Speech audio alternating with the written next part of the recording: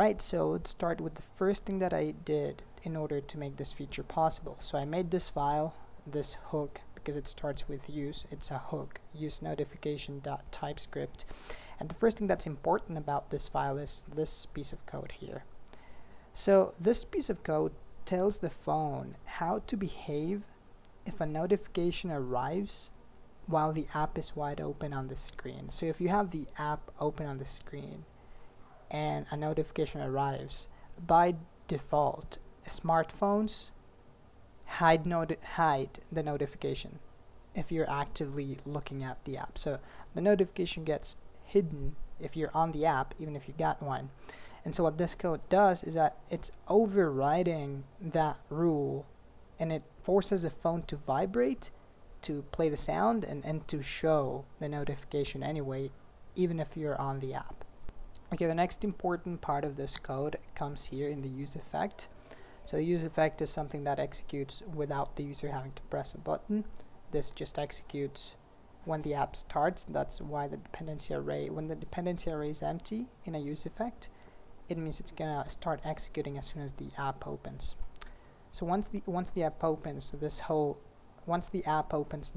code runs. And one of the important things that happens here is that because it's notifications, we can't just we need to get the address of the phone in order to send notifications to it.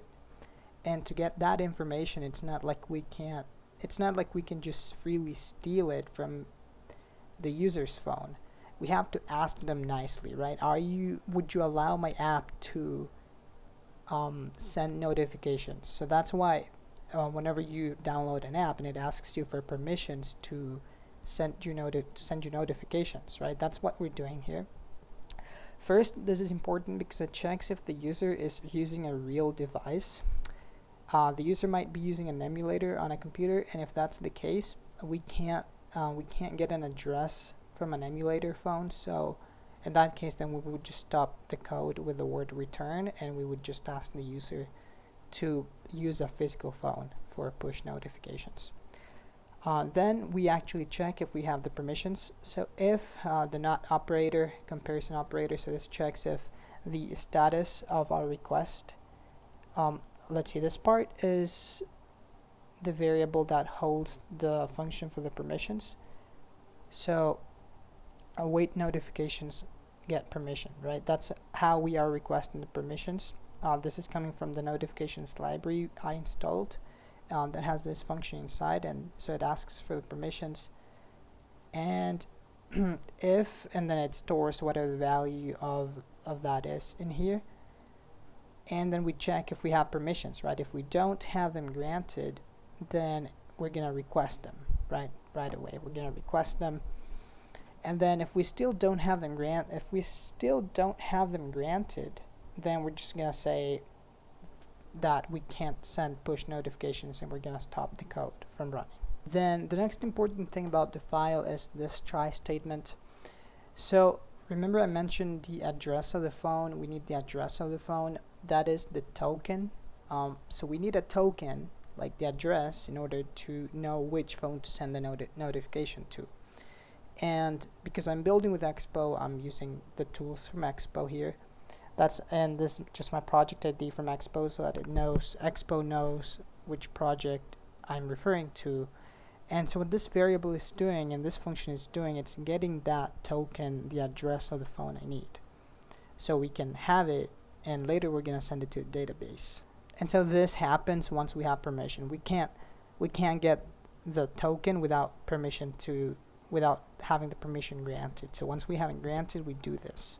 Okay, so now like I said, the next step is to send the token to the database. So just having the token, just having the token is useless. We have to send it to our backend server, to our database, right?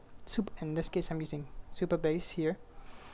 This is very important. On authentication state change is what allows us to be checking for when a user signs in.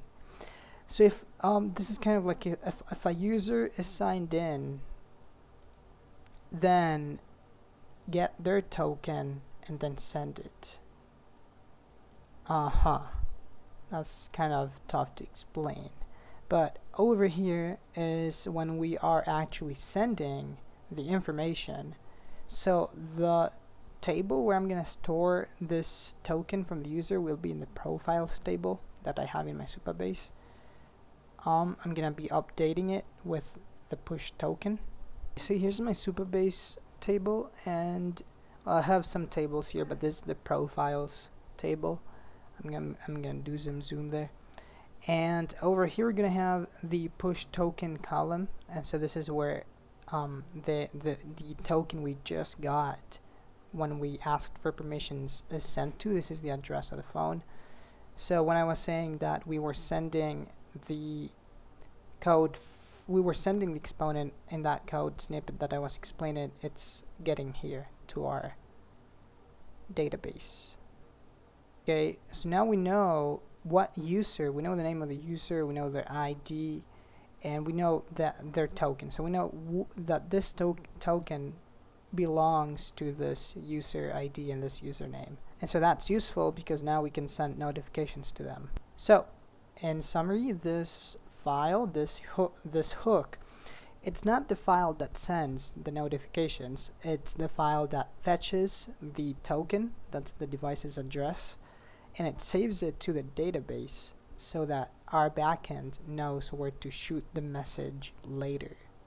Right, so it gets the address and it sends it to our database so we can send the notification to the right place later. That's what it does. Okay, the next file that we're going to be looking at is this index TypeScript file that's inside the sent match notification. Now this sent match notification isn't just a regular folder, it's actually, as you can see, in the functions folder that's inside the Supabase folder. And so what that means is that send match notification is actually an edge function. And if I go over here to Supabase, alright, there it is. So if I go to my edge functions, right, those are functions that execute in the cloud, I think. So I have two functions, the match thought, this is what controls the matches, but I haven't even set what the app is about. So let me just focus on this thing, sent match notification. So I'm going to be talking about what this file does mainly, right? We already went through the use notification hook, which asks for the permission. So I'm going to be explaining what this file does. The first part of this file that is important is this part, this line here. So what this line is doing, it's listening for my database, Supabase, right? In Supabase I have record and triggering user ID, and what this is doing, really simple, is it's listening for when a match happens. And although I haven't talked a lot about what the app is, it's about matching people's thoughts. So if two people have thoughts that are similar, it matches them into a chat.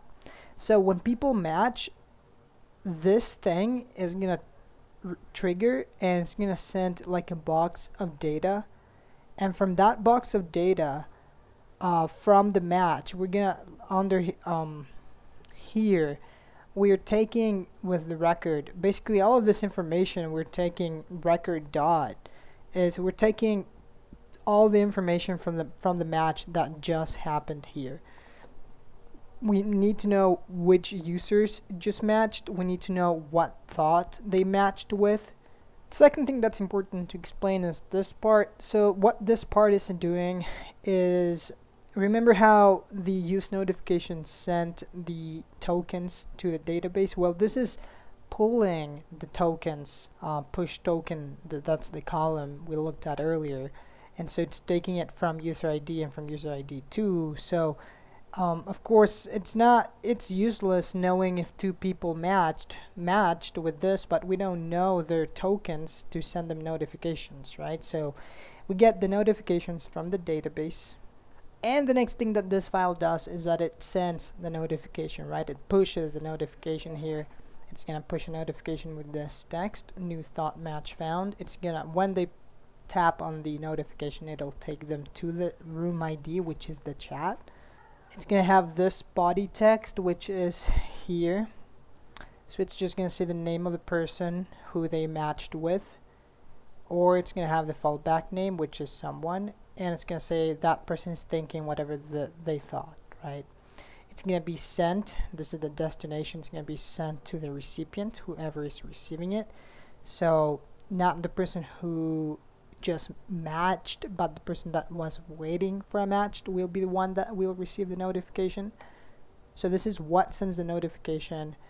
This is what gets the address to send the notification, and then this is the part that actually knows there's a match and then gets some data that we need. So really simple. This file starts working the second there's a match between two people. When there's a match between two people, it's gonna look up the token or the address of the phone from our database. Then it's gonna package the message and it's gonna shoot it. It's gonna send it straight to Expo. That's where we're sending it down here.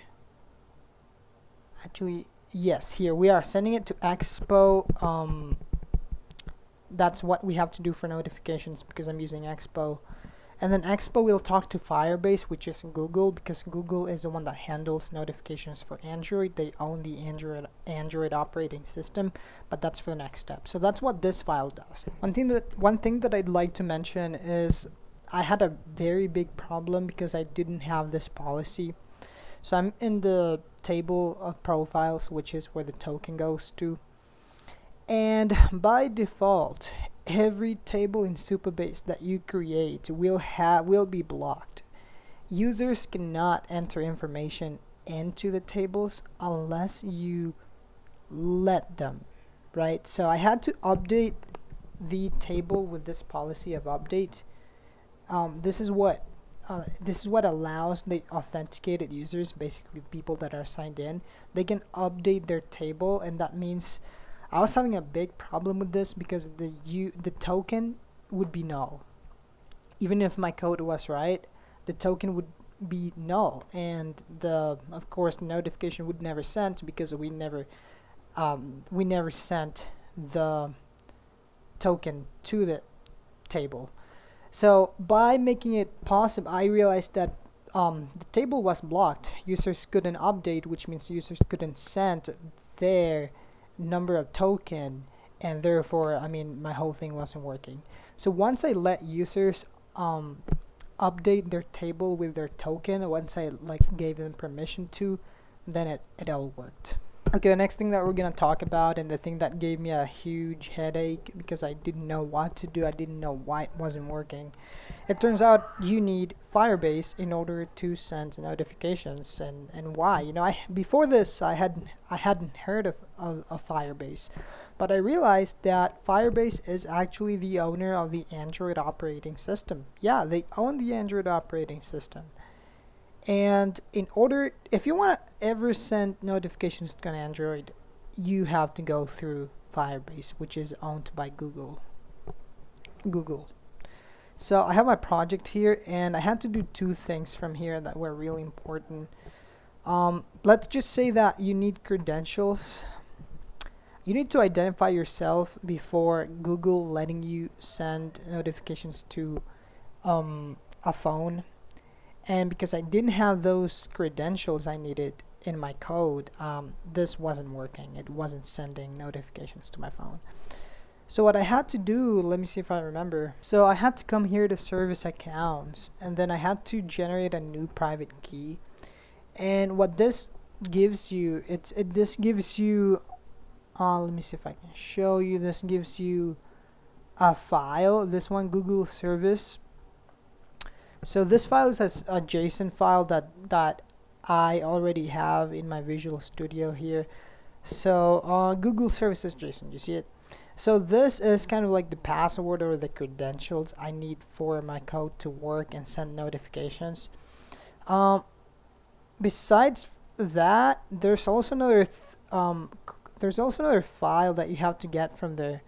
Basically, you have to do a couple of things from Firebase in order to get the right credentials for the code to work. But once you've added them, everything should be working. And that's it, right? use notification first, then edge function, Firebase, and then the notification gets to the phone. I'm not missing anything, right? So in order to really make it simple to understand now, because that was pretty tough, the use notifications file asks for permission to send notifications.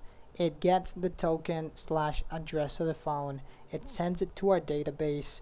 Then after that, I have a SQL code, a PostgreSQL code in Supabase that whenever there is a match between two people, it's gonna execute the function sent match notification that's here, right? So once there's a match, this whole thing runs. What does this file do? Remember, it gets the information from the match, then it pulls the token so that it knows what phone it's going to send the notification to, and then it packs the content of the notification, and it talks to Expo.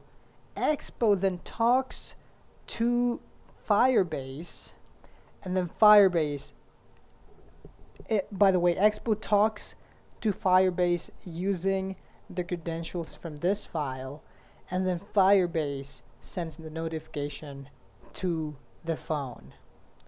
That's how it works, and it sounds simple a bit. It sounds a bit simple to me now, but definitely not. I mean, you can tell I didn't do the best job explaining this, and that's fine. Yeah, I'm not intending to be 100% accurate. I haven't been doing this for 20 years, so it's fine. I hope that made a bit of sense, and if it didn't, I'm sure it made a bit of sense. Alright, yeah, I'm just doing this in order to challenge myself to explain things that I just did, because of course, like I said, I didn't understand 100% of this, and I still don't, and that's fine. I'm gonna move on, and my understanding is just gonna keep increasing, and my way of explaining is also gonna get better. So that's it for today. At least I showed up, and that's what matters.